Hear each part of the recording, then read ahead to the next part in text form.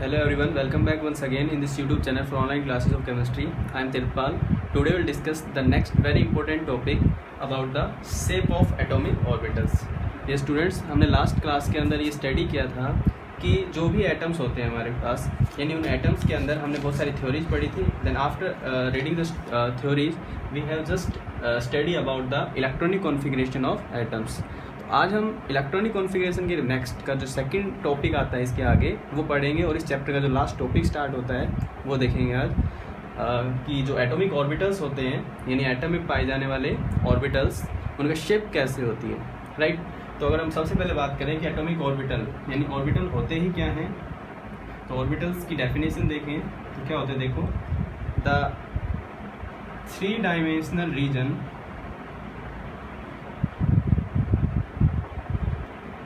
around the nucleus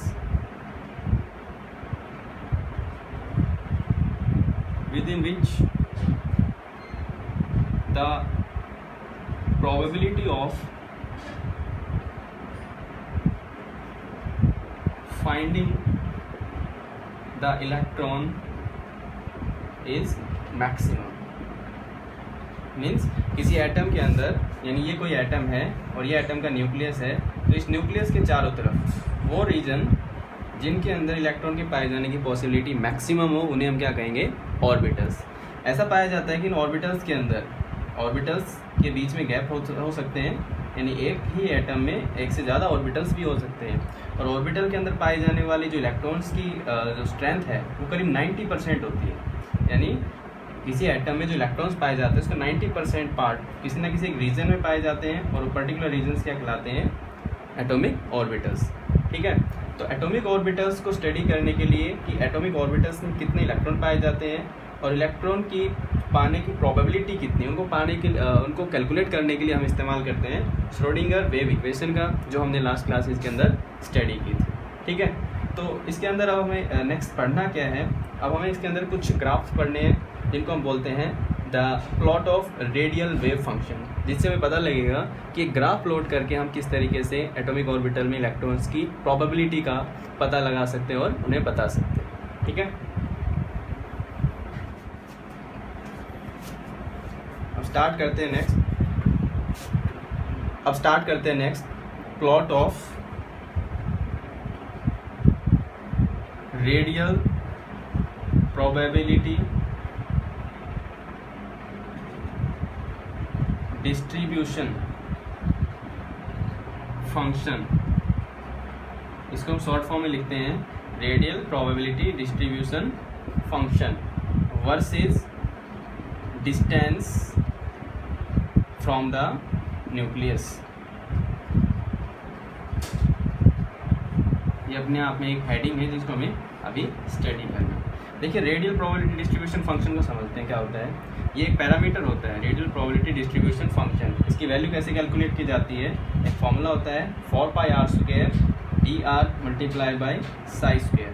Sai का मैंने आपको बताया था, ये एक वेव फंक्शन है जो हमें बताता है इलेक्ट्रॉन्स के बारे में. श्रोडिंगर वेव इक्वेशन में हमें इसको एक वेरिएबल के रूप में इस्तेमाल करते हैं. It is called as the wave function.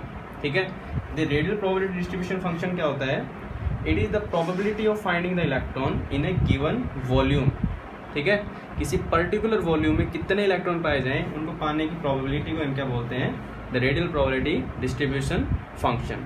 अब हमने जो ऑर्बिटल्स पढ़े हैं बहुत सारे प्रकार के पढ़े हैं. जैसे हमने एस सबसेल में पढ़े हैं, उसके बाद पी सबसेल में पढ़े हैं, उसके बाद डी सबसेल्स के ऑर्बिटल्स के बारे में हमने स्टडी की है. तो हम बारी बारी सभी ऑर्बिटल्स के लिए एक ग्राफ प्लॉट करेंगे. फिर हम सीखेंगे कि इन प्लॉट्स के अकॉर्डिंग हम किस तरीके से इलेक्ट्रॉन्स की स्ट्रेंथ या कहें कि probability of finding the electron को कैलकुलेट कर सकते हैं. देखिए कैसे. अगर हम सबसे पहले स्टार्ट करें फॉर 1s. देखिए, हमने पढ़ा था कि s यानी जो हमारा फर्स्ट प्रिंसिपल क्वांटम नंबर होता है 1, जिसको डिनोट किया हमने, और s एजिमुथल क्वांटम नंबर की वैल्यू जब 0 होती है तो उसे हम क्या बोलते हैं, s. तो 1s के लिए जब हम ग्राफ प्लॉट करते हैं, ग्राफ के अंदर हमने एक पैरामीटर तो ले लिया ये रेडियल प्रोबेबिलिटी डिस्ट्रीब्यूशन फंक्शन, और दूसरा लिया एक्सिस हमने r क्या है, it is the distance of electron from the nucleus. एक एटम में सेंटर ऑफ न्यूक्लियस के चारों तरफ जो भी इलेक्ट्रॉन पाए जाते हैं उन इलेक्ट्रॉन पाए जाने वाले ऑर्बिटल के बीच में और न्यूक्लियस के बीच में जो डिस्टेंस होता है उसे हम किसको डिनोट करते हैं, आर से। ठीक है, आर इज द डिस्टेंस। अब जब बात करते हैं तो इन दोनों में ग्राफ आता है, वो ग्राफ कुछ ऐसा आता है। ये ग्राफ का बिल्कुल आता है पीक। जो ये पीक आता है ये आता है 1s के लिए। अब हमें समझना क्या है कि इस ग्राफ को हम कैसे समझें। देखो इस ग्राफ कैसे समझते हैं, जो ये पॉइंट है इसका मतलब है R0। इसका मतलब किसी भी एटम में न्यूक्लियस के सबसे नज़दीक इलेक्ट्रॉन के पाए जाने की जो पॉसिबिलिटीज़ हैं वो कितनी होती हैं, 0। यानी the radial probability distribution function at the centre of nucleus is 0। लेकिन सेंटर ऑफ न्यूक्लियस से थोड़ा थोड़ा हम दूर चलते जाते हैं तो एक टाइम ऐसा आता है कि इलेक्ट्रॉन में पाए जाने की पॉसिबिलिटी कितनी हो जाती है, मैक्सिमम। थोड़ा और डिस्टेंस चलता है, न्यूक्लियस के चारों तरफ हम थोड़ा सा और आगे बढ़ते हैं तो इलेक्ट्रॉन के पाए जाने की पॉसिबिलिटी क्या हो जाती है, कम। इसका मतलब इलेक्ट्रॉन के पाए जाने की पॉसिबिलिटी न्यूक्लियस के बिल्कुल पास मिनिमम होती है, न्यूक्लियस से थोड़ा दूर बढ़ते हैं मैक्सिमम हो जाती है, देन अगेन ये डिक्रीज हो जाती है। तो इससे हमें ये समझ में आता है इट इज। और इसके अंदर एक बात और समझ में वाली है कि जो ये लिखा हुआ है यहाँ पे ए नॉट एक डिस्टेंस होता है। ये क्या होता है, it is the distance from the nucleus of an atom where the probability of finding the electron is maximum. ठीक है, तो इससे नेक्स्ट अब हम स्टार्ट करते हैं कि जो ये 1s ऑर्बिटल है इसके लिए जो ये डिस्टेंस आती है कितनी आती है, ये कांस्टेंट वैल्यू होती है 0.529 into 10⁻⁻10 metre. This is the value of a nought for 1s subshell. ठीक है, इसी तरीके से हम क्या करेंगे, अब 2s के लिए कैलकुलेट करेंगे, 3s के लिए, उसके बाद 2p, जो भी हमारे पास ऑर्बिटल्स हैं उन सब के लिए हम ये स्टैंडर्ड वैल्यूज कैलकुलेट करते हैं। देखिए कैसे,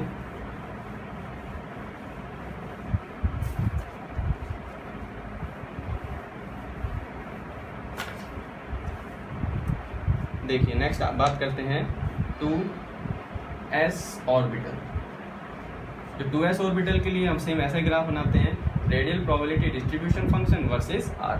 तो ये ग्राफ कुछ ऐसा पाया जाता है कि जब डिस्टेंस 0 होता है तो ये वैल्यू 0 होती है, जैसे जैसे डिस्टेंस बढ़ता है वैसे वैसे रेडियल प्रोबेबिलिटी डिस्ट्रीब्यूशन फंक्शन की वैल्यू बढ़ती है, फिर एक टाइम पे 0 हो जाती है, देन आगे ये फिर से बढ़ती है, फिर एक मैक्सिमम, देन फिर ये डिक्रीज हो जाती है। इसका मतलब 2s ऑर्बिटल में कुछ इस तरीके से इलेक्ट्रॉन पाए जाते हैं एटम में कि शुरुआत में न्यूक्लियस के बिल्कुल पास इलेक्ट्रॉन की डेंसिटी 0, थोड़ा न्यूक्लियस से बढ़ते हैं इलेक्ट्रॉन डेंसिटी बढ़ जाती है, उसके बाद इलेक्ट्रॉन डेंसिटी डिक्रीज हो जाती है, उसके बाद फिर इलेक्ट्रॉन डेंसिटी मैक्सिमम हो जाती है और डिक्रीज हो जाती है। इसका मतलब यहाँ पर एक ऐसा रीजन होता है इलेक्ट्रॉन की पॉसिबिलिटीज़ के बीच में जहाँ कोई इलेक्ट्रॉन नहीं पाया जाता, तो इस जगह को हम बोलते हैं नोड। नोड क्या होता है, नोड वो 3 डायमेंशनल रीजन होता है किसी एटम में जहाँ इलेक्ट्रॉन के पाए जाने की पॉसिबिलिटी क्या हो, 0 हो, उसे हम क्या बोलते हैं, नोड। तो इसके लिए यहाँ पर आ गया ये ए नोड और ये क्या आ गया, मैक्सिमम इलेक्ट्रॉन डेंसिटी पाई जाती है यहाँ पर, और यहाँ पर ये मैक्सिमम इलेक्ट्रॉन डेंसिटी पाई जाती है। ठीक है, तो ये जो ए नोड की वैल्यू आती है यहाँ, ये आती है 0.4 एंगस्ट्रॉम, और जो ये वैल्यू हो जाती है यहाँ पे ये आती है 2.75 एंगस्ट्रॉम। ये जो आता है सारा इसके लिए आता है 2s ऑर्बिटल के लिए। अब इसमें समझने वाली बात है कि यहाँ पे जो नोड आया, नोड का मतलब क्या होता है, फिर मैं बता देता हूँ आपको। Node is the 3 dimensional region in an atom where the probability of finding the electron is 0। तो ये आ गया नोड हमारे पास। अब बात आती है कि नोड की कैलकुलेशंस कैसे किए जाएँ। देखो यहाँ पर हम किसके लिए कैलकुलेट कर रहे हैं, 2s ऑर्बिटल के लिए। 2s ऑर्बिटल में n की वैल्यू कितनी है, 2, और l की वैल्यू कितनी है, s के लिए l की वैल्यू होती है 0, राइट। तो यहाँ पर नोड कितने आए, नंबर ऑफ नोड कैलकुलेट करने का फॉर्मूला देखो कितना होगा, नंबर ऑफ नोड, n की वैल्यू में से मैं l सब्ट्रैक्ट करता हूँ और फिर इसमें से एक सब्ट्रैक्ट कर देता हूँ। इसमें नोड कितने हैं, पूरे ग्राफ में एक ऐसा पॉइंट है जहाँ इलेक्ट्रॉन पाए जाने की पॉसिबिलिटी मिनिमम है यानी 0 है। तो ये पूरे ग्राफ में हम देख पा रहे हैं नोड कितने हैं, 1।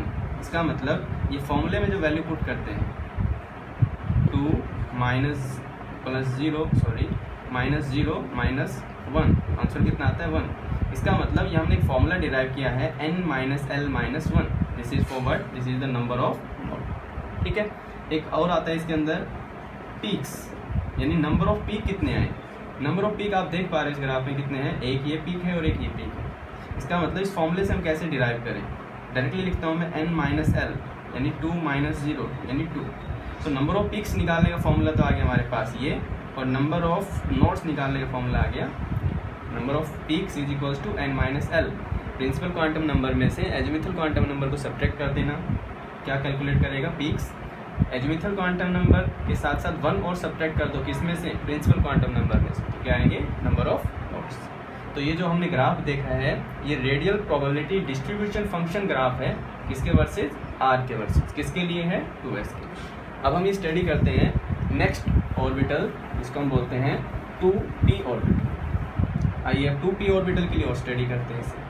देखिए 2p ऑर्बिटल के लिए जब radial probability distribution function graph calculate करते हैं और r के वर्सेज, r यानी द रेडियस और the distance from the nucleus, right. तो ऐसा ग्राफ पाया जाता है इसके अंदर, शुरुआत में ये 0 से मैक्सिमम होता है and after it becomes decrease. तो इसके लिए भी एक पीक आता है, जो पीक डिस्टेंस आता है इसको हम बोलते हैं a नोट, और ये जो वैल्यू आता है ये आता है 2.1 एंगस्ट्रॉम, ठीक है। अब इस ग्राफ से हमें क्या समझ में आता है, इस ग्राफ से समझ में आता है जब डिस्टेंस 0 होता है तो इलेक्ट्रॉन पाए जाने की पॉसिबिलिटी 0 होती है। As the distance from the nucleus increases the probability of finding electron become maximum. At further the distance from the nucleus increases the probability of finding electron again decreases. तो इस graph के अंदर peaks कितने आए, peaks कितने आए, इस फॉर्मूले से हम कैलकुलेट करते हैं n-l। तो 2p के लिए, 2p के लिए n की वैल्यू कितनी है 2, l की वैल्यू कितनी है 1, तो नंबर ऑफ पीक्स कितने आए 1। Number of node, number of node देखो कितने आए, फॉर्मूला होता है n-l - 1, n कितना है 2 - 1 - 1 कितना हुआ 0। देयर आर 0 नोड्स, क्योंकि यहाँ कोई ऐसी जगह है ही नहीं। नोड्स का मतलब क्या बताया मैंने अभी, द नोड्स का मतलब देखो क्या होता है, the 3 dimensional region around the nucleus within which there is no probability of finding the electrons. मतलब यहाँ इलेक्ट्रॉन पाए जाने की पॉसिबिलिटी कितनी है 0, इसलिए इसको नोड कहते हैं। यहाँ कुछ ऐसा है ही नहीं, इसलिए इनको नोड नहीं कहेंगे। नोड हमेशा 2 मैक्सिमम पीक्स के बीच में ही आएगा, इसको हम नोड नहीं कहेंगे, इसको हम नोड नहीं कहेंगे। 2 पीक्स के बीच में जब कोई स्पेस आता है जहाँ इलेक्ट्रॉन नहीं पाए जाते उसे हम क्या कहेंगे, नोड। तो ये हुआ हमारे लिए 1s, 2s और 2p ऑर्बिटल के लिए रेडियल प्रोबेबिलिटी डिस्ट्रीब्यूशन फंक्शन, ठीक है। तो इससे नेक्स्ट अब स्टार्ट करते हैं हम लोग शेप ऑफ ऑर्बिटल्स, यानी इन्हीं को स्टडी करके हम शेप ऑफ ऑर्बिटल को अभी एक्सप्लेन करने वाले हैं। कैसे, ये देखिए।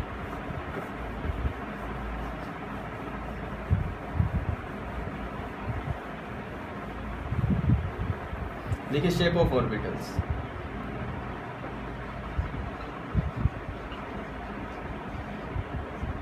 ऑर्बिटल्स क्या होते हैं ये हमने सीखा। ऑर्बिटल के अंदर रेडियल प्रोबेबिलिटी डिस्ट्रीब्यूशन फंक्शन को हमने सीखा। अब हमें सीखना है कि शेप ऑफ ऑर्बिटल्स क्या होते हैं। देखिए ऑर्बिटल की शेप को दर्शाने के 2 तरीके होते हैं हमारे पास। एक होता है बाउंड्री सरफेस डायग्राम, और एक होता है चार्ज्ड क्लाउड डायग्राम। इन दोनों ही डायग्राम्स को स्टडी करते हैं। एक एग्जांपल लेते हैं, हम शुरुआत करते हैं किससे, 1s ऑर्बिटल से। अब हम 1s ऑर्बिटल के लिए देखो कैसे उसके लिए शेप बनाते हैं डायग्राम, राइट। देखो 1s ऑर्बिटल के अंदर n की वैल्यू कितनी है भाई 1, और s के लिए l की वैल्यू कितनी होती है 0। तो इन दोनों के लिए m की वैल्यू कितनी आती है 0। अगर m 1 है इसका मतलब देयर इज ओनली 1 ओरिएंटेशन, यानी यहाँ इलेक्ट्रॉन के पाए जाने की ओरिएंटेशन कितनी है ओनली 1, और 1 ओरिएंटेशन इसका मतलब ये कोई एटम है, ये कोई इसका न्यूक्लियस है, और ये कोई भी अगर उसके पास s ऑर्बिटल है तो s ऑर्बिटल में इलेक्ट्रॉन के पाए जाने की पॉसिबिलिटी का ओरिएंटेशन कितना होगा, सिर्फ और सिर्फ 1 ओरिएंटेशन का मतलब अगर हम 3 डायमेंशनल रीजन में दिखाएं तो एक ओरिएंटेशन का मतलब है कि इलेक्ट्रॉन सिर्फ और सिर्फ स्फेरिकल फॉर्म में ही पाया जा सकता है। इसका मतलब समझ में ये आता है कि जो 1s ऑर्बिटल है, 1s ऑर्बिटल में अगर हम 3 डायमेंशनल रीजन दिखाएं इस तरीके से, तो ये x एक्सिस, 3 डायमेंशनल रीजन अगर हम दिखाएं तो ये x एक्सिस हुआ, ये y हुआ और ये z। इन तीनों के लिए यहाँ इलेक्ट्रॉन के पाए जाने की पॉसिबिलिटी को अगर हम डॉट से दिखाते हैं इस तरीके से स्फेरिकल शेप में, तो 1s ऑर्बिटल की शेप कैसी हुई, स्फेरिकल। और इसको दर्शाने का तरीका अगर हम डॉट से कर रहे हैं तो इसको हम क्या बोलेंगे, चार्ज्ड क्लाउड डायग्राम। इसमें एक खास बात ये है कि जितने ज़्यादा नंबर ऑफ डॉट्स दिखाएंगे हम, उतना ही ज़्यादा इलेक्ट्रॉन की डेंसिटी को ये शो करेगा। So more is the intense of the charge clouds और the dots, so more is the probability of finding the electron is there. तो इसको हम क्या बोलते हैं? इसको हम बोलते हैं चार्ज्ड क्लाउड डायग्राम। इसके बाद दूसरा आता है बाउंड्री सरफेस डायग्राम। देखो हमने जो चार्ज क्लाउड को दिखाया है, इसके चारों तरफ हमने कोई बाउंड्री नहीं बनाई। इसका मतलब जो रीजन हम दिखा रहे हैं इसके अंदर सिर्फ और सिर्फ 90 से लेकर 95% इलेक्ट्रॉन पाए जा सकते हैं, कुछ इलेक्ट्रॉन बाहर भी हो सकते हैं। So the electron density, these dots denotes the 90 to 95% of the electrons in this region. ठीक है, अब हम दूसरा बनाते हैं डायग्राम ये। अब हमें बनाना है बाउंड्री सरफेस डायग्राम। इसमें हमने दिखाए डॉट्स रिप्रेजेंट कर रहे हैं इलेक्ट्रॉन्स को, लेकिन हम बाउंड्री सरफेस डायग्राम जब बनाते हैं तो उसमें हम डॉट्स नहीं दिखाते, उसमें हम एक बाउंड्री दिखाते हैं इस तरीके से, और उस बाउंड्री के अंदर हम कोई लाइन नहीं दिखाएंगे। इसका मतलब ये वो बाउंड्री है जो ये डिनोट करती है कि इसके अंदर 90 से लेकर 95% तक क्या पाए जाएंगे? इलेक्ट्रॉन्स पाए जाएंगे। ठीक है, there are 90 to 95% electrons are present in this. ठीक है, दिस इज द रिप्रेजेंटेशन। इसको हम बोलते हैं क्या? इसको हम बोलते हैं बाउंड्री सरफेस डायग्राम। तो this is the charge cloud diagram for 1s orbital, this is boundary surface diagram for what? For 1s orbital. अब इसके बाद जब हमने स्टडी कर लिया 1s ऑर्बिटल को, तो 1s ऑर्बिटल की स्टडी के बाद में सेकंड आता है 2s ऑर्बिटल। तो 2s ऑर्बिटल की स्टडीज़ कैसे करें? एग्जैक्टली हमारे पास सेम पैटर्न है। तो 2s ऑर्बिटल की स्टडीज़ करते हैं उससे पहले कुछ और उसके बारे में सीखते हैं। हमें सेम यही करना है कि 1s और 2s ऑर्बिटल्स के जो भी हमारे पास पैटर्न है इनकी इलेक्ट्रॉन डेंसिटी पता करने के और रेडियल प्रोबेबिलिटी डिस्ट्रीब्यूशन फंक्शंस इसको स्टडी करने के, वो सेम है। कैसे? देखिए, शेप ऑफ 2s ऑर्बिटल। देखिए 2s ऑर्बिटल जो साइज होता है वो 1s ऑर्बिटल से बड़ा होता है। ठीक है, सबसे छोटा साइज होता है 1s का, उससे बड़ा साइज होता है 2s का। इसी तरीके से आगे आगे जैसे हम बढ़ते चले जाते हैं, कैसे बढ़ते चले जाते हैं, एरो डायग्राम जो हमने सीखा था, बहुत बड़ी जो रूल हमने सीखा था, उन रूल्स से अकॉर्डिंग देखा जाए तो इनकी एनर्जी और इनके जो शेप और इनका साइज बढ़ता चला जाता है आगे की तरफ। 1s सबसे छोटा होता है, 2s उससे थोड़ा बड़ा, उसके बाद 2p उससे बड़ा, उसके बाद 3s उससे बड़ा, इस तरीके से साइज होते हैं। अब हम बात करते हैं 2s ऑर्बिटल की। अब 2s ऑर्बिटल में हमें दो डायग्राम बनाना है। एक तो बनाना है चार्ज क्लाउड डायग्राम और एक बनाना है बाउंड्री सरफेस डायग्राम। तो दोनों ही डायग्राम बनाते हैं। देखो कैसे 2s ऑर्बिटल। देखो 2s ऑर्बिटल में एक वो रीजन होता है जहाँ इलेक्ट्रॉन पाए जाने की पॉसिबिलिटी मैक्सिमम होती है। This is x, this is y, this is z, 3 dimensional region में दिखा रहे हैं। इसके बाद में थोड़ा सा स्पेस छूट जाता है। थोड़े स्पेस छोड़ने के बाद फिर एक रीजन होता है जहाँ इलेक्ट्रॉन के पाए जाने की पॉसिबिलिटी क्या होती है? मैक्सिमम होती है। तो इस डायग्राम में हमने देखो क्या दिखाया। इस डायग्राम में हमने एक वो रीजन दिखाया जहाँ इलेक्ट्रॉन के पाए जाने की पॉसिबिलिटी सबसे ज़्यादा है। उसके बाद में हमने ये दूसरा रीजन दिखाया जहाँ इलेक्ट्रॉन के पाए जाने की पॉसिबिलिटी सबसे ज़्यादा है। इन दोनों के बीच में एक स्पेस है, उस स्पेस को हम क्या कहेंगे? नोड। ये नोड हमने कैसे कैलकुलेट किया? नंबर ऑफ नोड कैलकुलेट करने का फॉर्मूला होता है हमारे पास n माइनस l माइनस 1। ठीक है, n कितना है यहाँ? 2। s के लिए l की वैल्यू कितनी है? 0 माइनस 1 दैट इज 1। तो यहाँ पे नंबर ऑफ नोड्स कितने आ गए? 1। तो ये क्या है? ये दिखाने का तरीका है। This is what? This is charged cloud diagram. अब हमें दिखाना है बाउंड्री सरफेस डायग्राम। सेम हमने 3 एक्सिस लिए, x, y और z। जब हमें बाउंड्री सरफेस डायग्राम दिखाना है तो हम एक बाउंड्री दिखाएंगे जिसमें इलेक्ट्रॉन के पाए जाने की पॉसिबिलिटी क्या हो? मैक्सिमम। ठीक है, this is the first region where the electron, the finding of the electron is maximum. एक और होता है इसके चारों तरफ दूसरा region, this is the second region where the probability of finding the electron is maximum. हमने इन एरोस को हटा दिया, लाइन्स को हटा दिया बीच में से। अब ये वो शेप है जिसमें यहाँ इलेक्ट्रॉन के पाए जाने की पॉसिबिलिटी मैक्सिमम है। दूसरा उसके बीच में स्पेस है, स्पेस को हम क्या कहेंगे? नोड। जहाँ इलेक्ट्रॉन हमें दिखाई नहीं दे रहे, इलेक्ट्रॉन पाए नहीं जाते। यहाँ इलेक्ट्रॉन के लिए कोई भी डॉट नहीं दिखाया गया, इसका मतलब there is no availability of electrons, so it is called as node. There is no availability of node, it is called as node. So इस समय समझ में आ गया कि नोड होते क्या है, ठीक है. Node is the 3-dimensional region around the nucleus where the possibility of finding the electron is zero, यानी हम क्या कहेंगे, नोड. तो इस तरीके से जो डायग्राम बनाते हैं इसमें हम बाउंड्री दिखाते हैं जहाँ इलेक्ट्रॉन पाए जाने की पॉसिबिलिटी मैक्सिमम होती है. तो इसको हम क्या कहेंगे, इसको हम कहेंगे the boundary surface diagram. This is what, this is boundary surface diagram. So आज की इस क्लास के अंदर हमने सीखा है about the shape of orbital, की ऑर्बिटल्स की शेप कैसी होती है. एक एटम में न्यूक्लियस होता है, न्यूक्लियस के चारों तरफ ऑर्बिटल होते हैं. ऑर्बिटल्स में इलेक्ट्रॉन की पाए जाने की पॉसिबिलिटी मैक्सिमम होती है. ऑर्बिटल अपने आप एक 3-dimensional रीजन होता है. उसके अंदर समझने के लिए हमने पढ़ा रेडियल प्रोबेबिलिटी डिस्ट्रीब्यूशन फंक्शन, और उसके बाद में सबसे लास्ट में हमने सीखे हैं शेप ऑफ 1s और 2s ऑर्बिटल, और उनके भी दो तरीके, 1s और 2s ऑर्बिटल में हमने सीखा about the charge cloud diagram और उनका boundary surface diagram. I hope आपको ये वीडियो अच्छा लगा होगा. सो आप इस वीडियो को लाइक करें और इस चैनल को सब्सक्राइब करें ताकि आपको आने वाली वीडियो आसानी से मिल जाए. ठीक है, थैंक यू वेरी मच.